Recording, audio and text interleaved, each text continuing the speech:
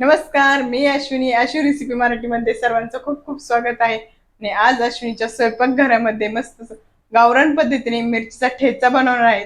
चला तर मग बनवण्यासाठी काय काय साहित्य लागतं ते बघूया.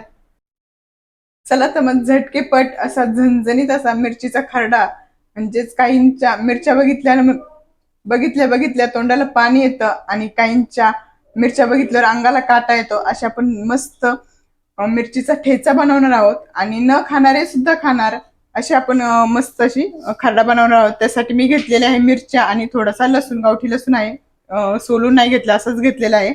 मस्त आता गरम करून घेऊया आपण प्रथम. इथे गॅसवर मस्त आपण तवा ठेवून घेतलेला आहे आणि तवा गरम झालेला आहे. त्यावर आपण मिरची आणि लसूण घालून घेणार आहोत एकत्र. छान असे भाजून घेणार आहोत प्रथम. भाजता भाजता मी मिरच्यांचे बघू शकता अशा दोन तुकडे करत आहे, म्हणजे आपण तेल टाकल्यानंतर उडणार नाही. हलकी आपली मिरची भाजून झालेली आहे, बघू शकता असे डाग पडलेले आहे. आता आपण त्यात एक चमचाभर तेल घालून घेणार आहोत.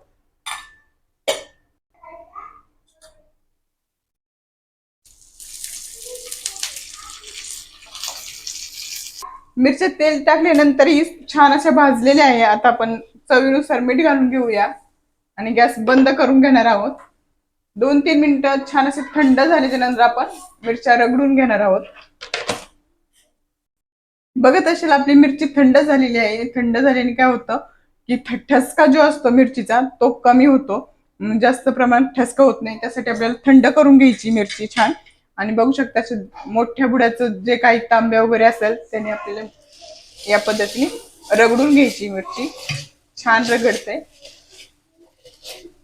तशाला आपली मिरची सर्व आपण रगडून घेतलेली आहे. छान अशी मस्त झालेली आहे. अगदी तोंडाला पाणी सुटले. आणि आपण लसूण जास्त प्रमाणात घातलेला आहे, त्यासाठी काय होतं लसणाने मिरची जी असते तिखटपणा कमी होतो. खूप छान अशी मिरची झालेली आहे. पुन्हा एकदा तेल घालून आपण गरम करून घेणार आहोत. पुन्हा आपण तवा गॅसवर ठेवून घेतलेला आहे आणि तेल घालून घेणार आहे मी. पुन्हा थोडस तेल. आणि असा ठेचा खाल्ला तरी खूप छान लागतो. जे जास्त प्रमाणात तिखट खात असेल त्यांनी असा खाल्ला तरी छान मस्त होतो. आणि ज्यांना कमी तिखट लागतं किंवा तिखट खातच नाही त्यांच्यासाठी शेंगदाण्याचं कूट, एक चमचाभर शेंगदाण्याचं कूट टाकला ना तर छान असा फिक्का होतो, जास्त तिखट होत नाही. आणि मी सुद्धा थोडासा कूट टाकत आहे, म्हणजे काय होतं प्रमाणात होतो, जास्त तिखट होत नाही आणि खूप छान लागतो. नक्की ट्राय करून बघा. आणि बाजरीच्या भाकरी संगत तर एकच नंबर. आणि शेवट घालूया खूप सारी अशी कोथिंबीर, म्हणजे छान होतं, टेस्ट खूप छान लागते. मस्त छान आपला ठेचा झालेला आहे, काढून घेत आहे आता मी.